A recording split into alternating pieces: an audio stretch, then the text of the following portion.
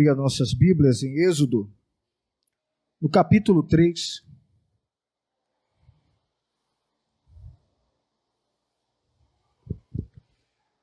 Êxodo, aleluia, significa saída, né? A saída do povo de Israel do Egito. No capítulo 3, Êxodo, capítulo 3, aleluia, louvado e engrandecido seja o nome do Senhor Jesus. Para nós, como sempre, é uma alegria imensa, uma honra, poder estar compartilhando com os irmãos aquilo que Deus ele tem nos dado. Quem encontrou, amém? Diz assim a palavra do Senhor. Apacentava Moisés o rebanho de Jetro, seu sogro, sacerdote em Midian, e levou o rebanho atrás do deserto e veio ao monte de Deus, a Horebe. 2. E apareceu-lhe o anjo do Senhor em uma chama de fogo no meio de uma sarça, e olhou, e eis que a sarça ardia no fogo, e a sarça não se consumia. 3. E Moisés disse: agora me virarei para lá, e verei esta grande visão, porque a sarça se não queima. 4. E vendo o Senhor que se virava para lá a ver, bradou Deus a ele do meio da sarça e disse: Moisés, Moisés. E ele disse: eis-me aqui. Olha, eita, essa parte aqui, eis-me aqui, Senhor, essa parte é forte.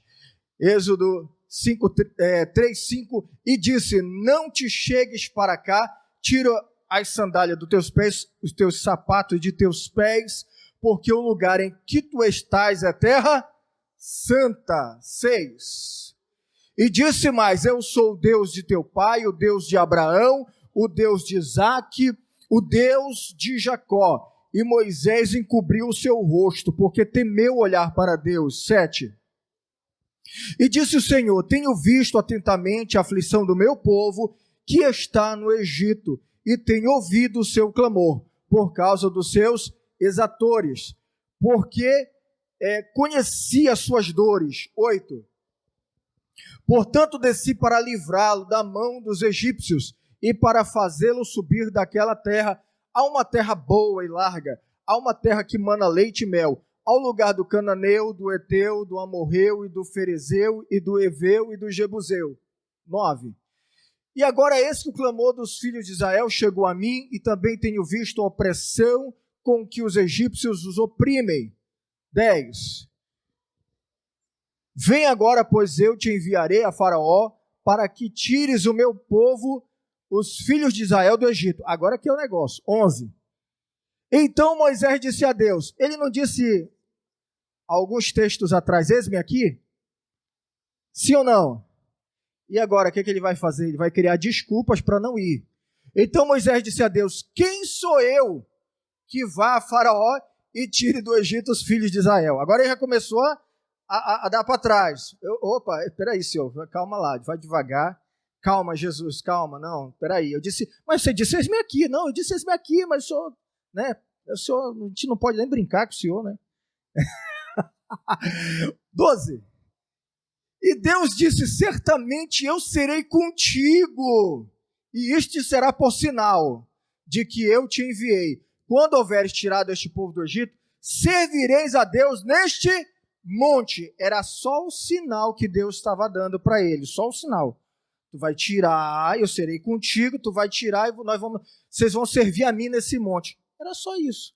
Deus disse: esse é só o sinal. Mas aí ele vai criar outra desculpa. 13. Então disse Moisés a Deus: eis que quando vier os filhos de Israel e lhes disser, o Deus de vossos pais me enviou a vós, e eles me disserem, qual é o seu nome? Que lhes direi? Outra desculpa. Ah, Moisés, você havia dito, eis-me aqui, agora está correndo da missão? 14. E disse Deus a Moisés: eu sou o que sou. Respondeu o nome. Disse mais assim: dirás aos filhos de Israel: eu sou me enviou a vós. Amém? Senhor, muito obrigado, Pai, pela tua palavra maravilhosa, Senhor, em nome do Senhor Jesus, meu Deus.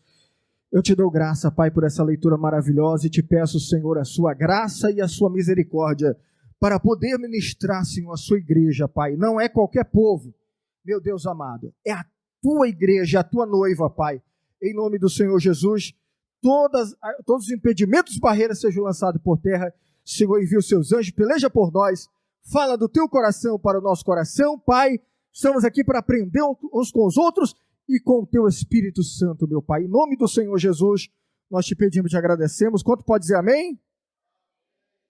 Quem pode dar uma salva de palmas para Jesus?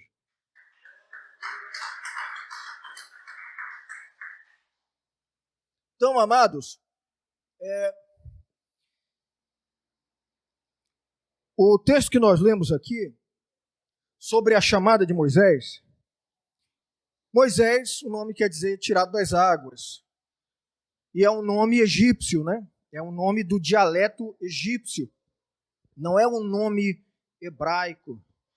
Só de você lembrar o nome do faraó, que Moisés foi a ele, na história conta que o nome é Ramsés. Então, você vê a terminologia Ramsés, Moisés. Então, Ram era o deus sol que os egípcios adoravam. Então, Sés significa nascido. Ramsés, nascido do sol. Então, ele é nascido das águas. Então, é Moisés, nascido das águas. Foi o nome que a filha de Faraó deu a ele. Então, da chamada que nós estamos vendo, ele é chamado para tirar o povo do Egito. E a Bíblia nos mostra que Moisés ele já tinha convicção da chamada dele. O mais importante que nós precisamos ter na nossa chamada é convicção dela. A primeira pergunta que eu ouvi do meu pai é pastor, e ele me chamou e fez essa pergunta, eu não esqueço ela até hoje. Meu filho, você tem convicção da sua chamada? E eu disse, eu tenho convicção da minha chamada. E ele disse, eu vou te enviar para o seminário. E eu fui enviado para o seminário. E ali foi só eu e Jesus, e só Jesus e eu. Né? Então, Moisés, ele tinha convicção da sua chamada, desde o Egito, desde quando ele estava dentro do Egito. Nós precisamos entender, não sei se vai dar tempo de eu explicar, que eu explico muito, aí o tempo passa e eu falei demais, não deu para falar o que a gente queria. Mas entenda que ele vai criar desculpas, eu mostrei para vocês, ele vai criar desculpas para não ir, mas ele já tinha convicção, desde o Egito ele tinha convicção, porque ele foi ensinado pela sua mãe. E depois que ele foi desmamado, mais ou menos 5 anos, uma criança com 5 anos já sabe dizer o nome do pai, o nome da mãe, o endereço da sua casa, criança com 5 anos. Então Moisés, a Bíblia diz que ele foi ensinado em toda a ciência, tá? Em toda a ciência. Bora ver aqui quem fala dele. Estevão, em Atos dos Apóstolos. Estevão fala dele. Na pregação de Estevão, ele fala sobre Moisés. E ele fala dessa convicção de Moisés. Moisés não foi ter convicção da chamada dele em Êxodo 3. Moisés já tinha convicção da sua chamada. Tá? Lá em Atos, já dá para você aqui, Atos dos Apóstolos, no capítulo 7, vocês lembram que Estevão está pregando, e a Bíblia diz, Estevão era cheio do Espírito Santo, e Estevão está pregando, e o pessoal já está com pedra na mão, já está rangindo os dentes, já está com raiva, né? E ele está pregando Jesus. E ele vai explicar sobre Estevão, dizer que, assim como Deus tinha uma chamada, né, na vida de Moisés, e disse para ele que haveria de levantar um outro profeta semelhante a Moisés, poderoso em quê? Poderoso em atos e poderoso em palavras. Um semelhante a Moisés. Meu querido, é por isso que eu acho lindo quando Jesus está andando por cima das águas. Porque se ele é um profeta poderoso em atos e poderoso em palavras, quer dizer, poderoso em palavras, assim como Moisés trouxe a palavra, né, escrita em tábuas, o Senhor, ele traz a palavra, mas agora não escrita em tábuas, feita de pedra, mas na tábua do coração. E ele é poderoso nos ensinos, como era Moisés, mas também nos atos, dos milagres. Então, se Moisés abriu o mar vermelho, aí o Senhor vai andar por cima do mar. Aleluia! Que coisa linda é isso! E o que o Estevão fala? Aqui no capítulo 7, o verso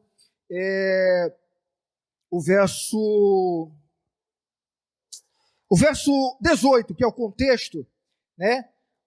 Verso 18, olha só o que Estevão fala de Moisés. Até que se levantou outro rei, no caso do rei que conhecia José, se levantou outro rei que não conhecia José, e se levantou e trouxe o povo de Israel a cativeiro. Agora, vale a gente explicar que o cativeiro, esse cativeiro, não foi nada de como Deus usou a vara, como vara de correção com as 4 nações.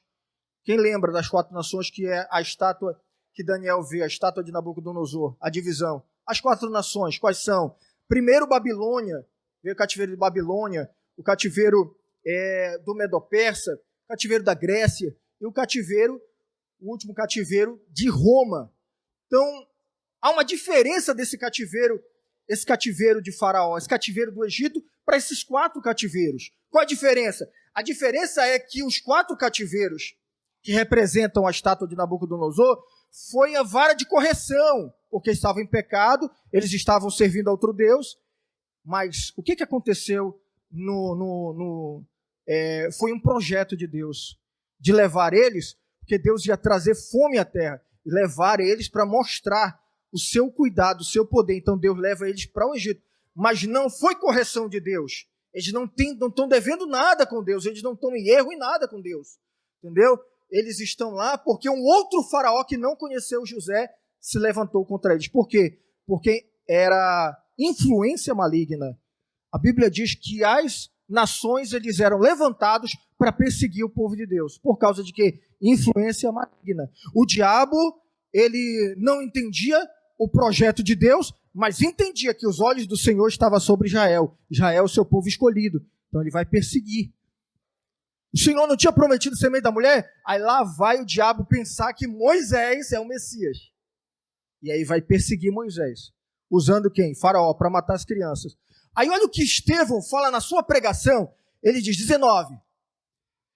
Até que se levantou, esse usando de astúcia contra a nossa linhagem, maltratou nossos pais. Olha, maltratou nossos pais, eles não mereciam, ao ponto de fazer enjeitar suas crianças, para que não se multiplicassem. 20. Olha só, nesse tempo nasceu Moisés, e era muito formoso, e foi criado 3 meses em casa de seu pai. 21. E esse, sendo enjeitado, tomou a filha de Faraó e o criou como seu filho. Vamos chegar lá, 22. E Moisés foi instruído em toda a ciência dos egípcios, e era poderoso em suas palavras e obras. Então ele foi educado no Egito, tá? 23, perdão. E quando completou a idade de 40 anos, ele está lá no Egito, 40 anos, veio-lhe ao coração e visitar quem? Não, o pessoal já foi embora. Quem? Ele já sabia que era irmão dele? Estevão está dizendo que sim. Ele saiu para visitar os seus irmãos. Por que ele sabia que era irmão dele? Mamãe não perdeu tempo, não. Mamãe contou.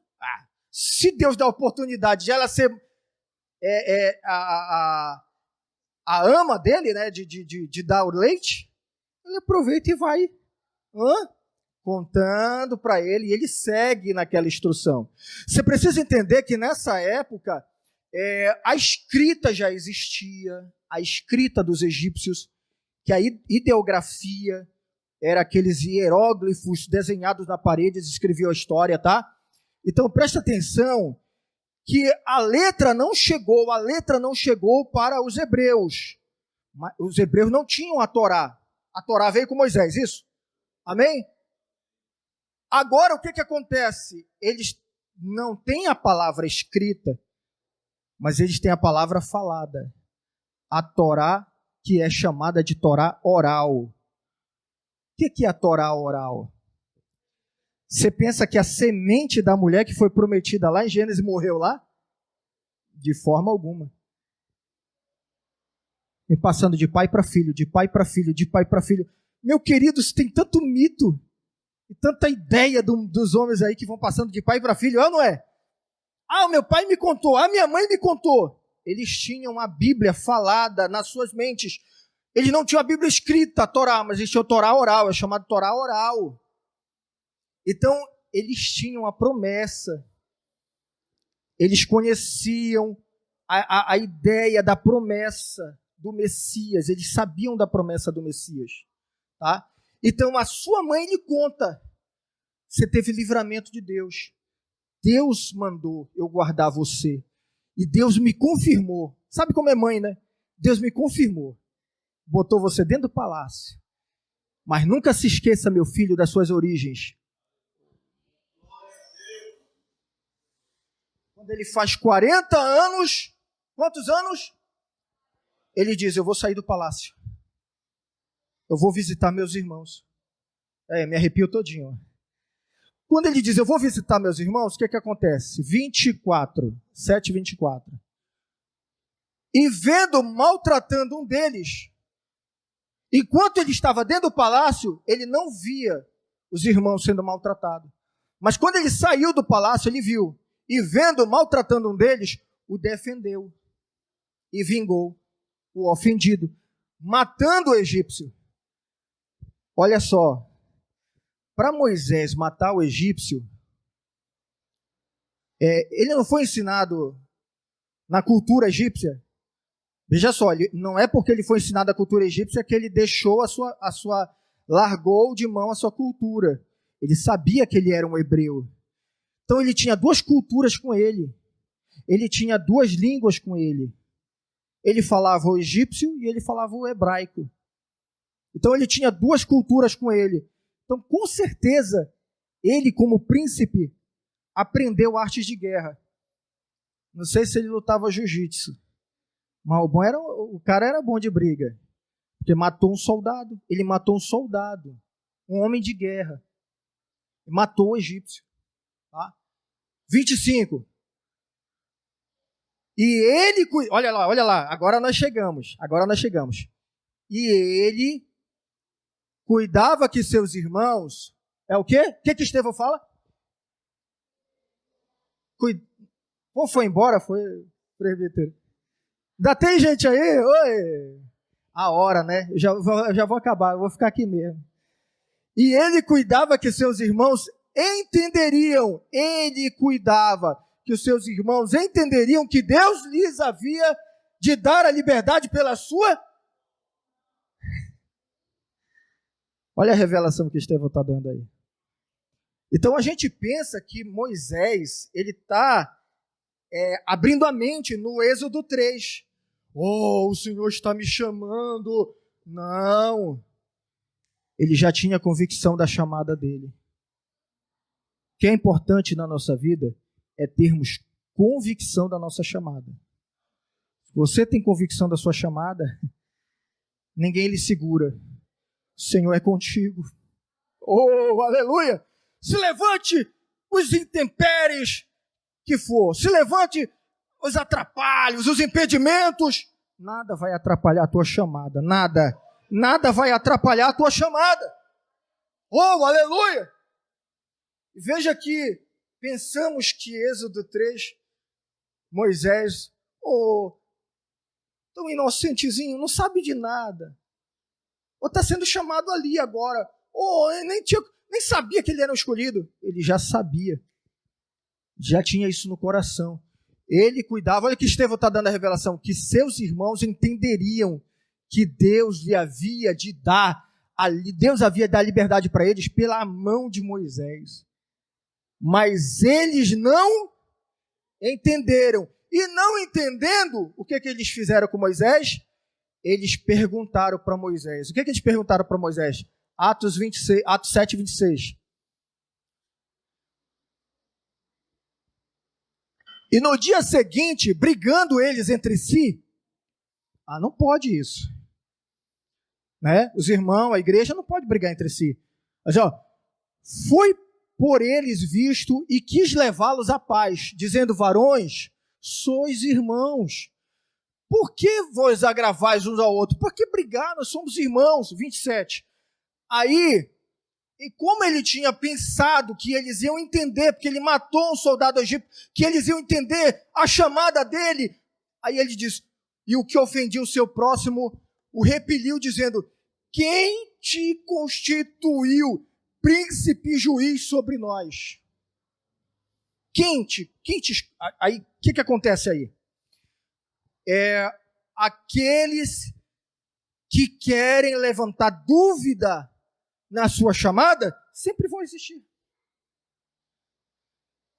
Uma vez a minha esposa ficou, porque sabe como é esposa, né? Ela fica aborrecida pela gente. Ela briga pela gente, ou não é? Se alguém faz alguma coisa para mim e eu nem revido, ela fica, braba. Quando chega em casa, ela me fala: meu amor, eu não aceito isso, e fulano falou isso para você, e você não merece ouvir isso, e você não fez nada. Eu digo: não, olha, o Senhor está vendo. Né? Para que eu vou discutir? Né? Não discuta não, irmão. Não discuta com ninguém não. Já disse o sábio ao seu aluno. O aluno perguntou: mestre, qual é o segredo de ser feliz? Aí o mestre respondeu: é não discutir com pessoas imbecis. Aí o aluno disse assim: eu não creio que seja assim. Aí o mestre virou: sabe que você está certo?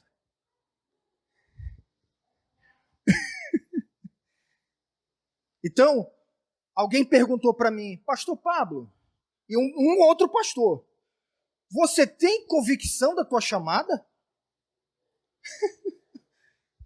Aí eu fiquei assim, que eu até gaguejei, né? Até entalou aqui. Eu digo: meu Deus, o meu cérebro me atrapalhou, porque o meu cérebro ficou trabalhando. Como é que é? Como é que é? O pastor vai fazer essa pergunta? Pelo amor de Deus, ele sabe da minha história. Ele me conhece desde quando eu era aluno na escola bíblica dele. Foi meu professor na escola bíblica. Se tornou pastor também, e eu pastor. Ele me viu adolescente, ele foi meu líder de jovens. Ele perguntar, aí, meu Deus, é um baque forte, gente. Por quê? Porque sempre vai existir aqueles que vão tentar colocar dúvida na tua chamada. E o que aconteceu com Moisés? Pelo fato dos seus irmãos jogarem dúvida na chamada dele, o que ele faz? Ele corre para o deserto.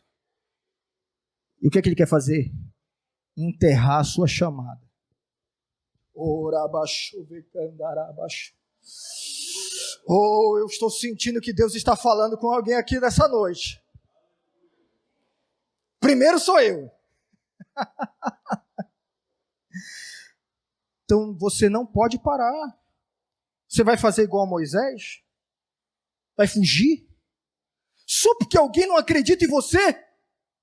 Não importa se alguém não acredita na tua chamada. O que importa é que você acredita na sua chamada e você tem convicção de quem te chamou. Quem te chamou foi o Senhor. Aleluia! Ele te deu livramento. O Senhor tem um xodó com aqueles que são chamados, né? O Senhor dá um livramento, né? Deus tem um propósito. O diabo se levanta. Como é que o diabo vai saber que Deus tem um propósito, uma chamada com você? Quando você nasceu, os olhos de Deus, aquela luz, olha, como chama de fogo, virou para cima de você, olha. Aí o diabo olhou e disse assim: não pode. Ele está olhando para ele está olhando para ela. O Senhor, Deus Criador de todas as coisas, está olhando para ele, está olhando para ela. Isso não é um bom sinal para mim. É sinal de que ela foi escolhido para pisar na minha cabeça, para desfazer as minhas obras. Oh, aleluia! O diabo fica desesperado com a tua chamada, mas você tem convicção da sua chamada. Você não vai fazer isso não. Você não vai correr não. Você não vai desistir não. Você não vai se esconder no deserto, dizendo para mim, eu nem quero essa conversa de chamada.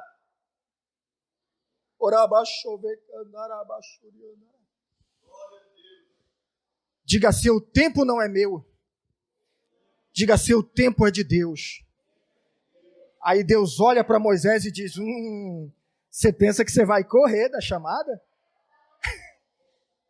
Não vai não. Eu vou te buscar lá onde você estiver. Se você estiver lá no deserto, eu vou buscar você lá, Moisés. Pensa que você vai correr da sua chamada, não. Vai correr não, pode ir para a caverna, pode ir para o deserto, pode ir para onde você for. Eu vou atrás de você. Eu vou te buscar. Eu vou te fazer lembrar do nosso livramento, da nossa experiência poderosa que tivemos juntos, porque eu te chamei, filho, filha. Oh, aleluia. Oh, meu Deus. Perguntaram para ele, quem foi que te constituiu juiz sobre nós? Quem foi? Sabe o que ele faz? Saiu correndo. Bem, quando ele é chamado, ele tem a revelação de uma sarça. Veja que Deus, ele chama a atenção de Moisés. Moisés está apacentando as ovelhas do seu sogro. Moisés está fazendo alguma coisa.